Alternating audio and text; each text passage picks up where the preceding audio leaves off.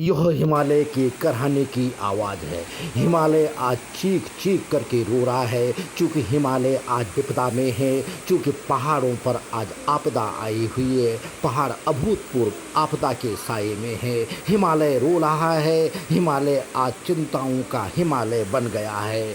हिमालय को रुलाने का काम हमने किया है। हिमालय की खूबसूरत वादियों को तड़पाने का काम हमने किया है। हिमालय की खूबसूरती पर धब्बा लगाने का काम हमने किया है, क्योंकि कुछ दशकों से विकास के नाम पर हमने प्रकृति का जो शोधन किया है, जो प्रकृति के संसाधनों का धुआंधार दोहन किया है, उसकी वजह से आज यह हिमालय रो रहा है। हमने पर्यटन को बढ़ावा देने की जगह जगह कमज़ोर इमारतें खड़ी की है, अतिक्रमण किया है, नदी तटों पर बड़े बड़े मकान बनाए हैं, बड़े बड़े होटल बनाए हैं, ताकि हिमालय पे पर्यटन को बढ़ावा मिले।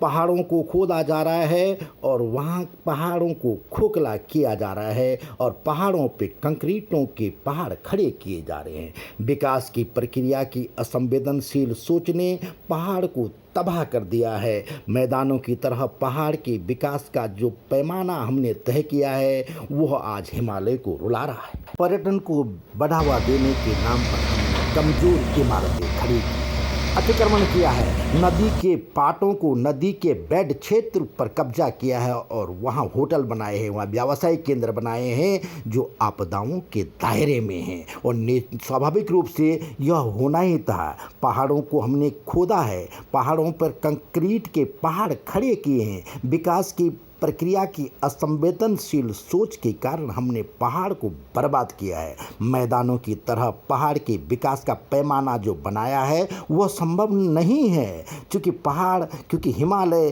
क्योंकि कमज़ोर पहाड़ी क्षेत्र मैदान के विकास की तरह पहाड़ के विकास की प्रक्रिया को सहन नहीं कर सकता है।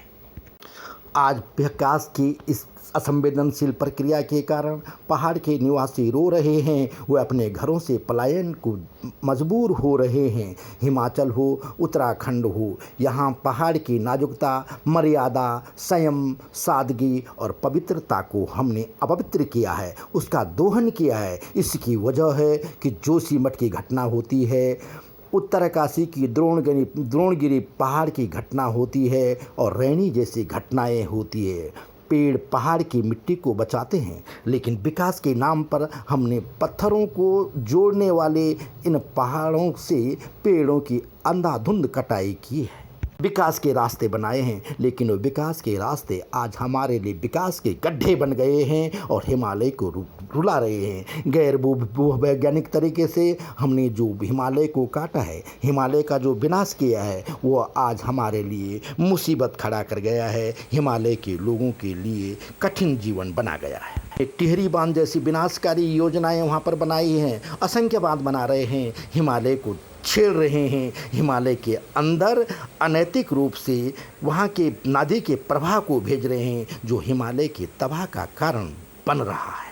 हिमालय की इसी तबाही की आशंका को लेकर के महान कवि गिरीश चंद्र तिवारी गिरदा ने कहा था, सारा पहानी ठूंस रहे हो, नदी समंदर लूट रहे हो, गंगा यमुना की छाती पर कंकड़ पत्थर कूट रहे हो, उफ तुम्हारी ये खुदगर्जी चलेगी तक कब तक ये मनमर्जी, जिस दिन डोलेगी यह धरती, सर से निकलेगी सब मस्ती, सब महल चौबारे बह जाएंगे, खाली रोखड़ रह जाएंगे। और ऐसा लगता है कि गिरदा की यह कविता आज पहाड़ों पर याद दिला रही है शासन प्रशासन और वहाँ के लोगों को कि अब भी चेत जाओ, नहीं चेते हिमालय को छेड़ने की सख्त सजा भुगतनी पड़ेगी।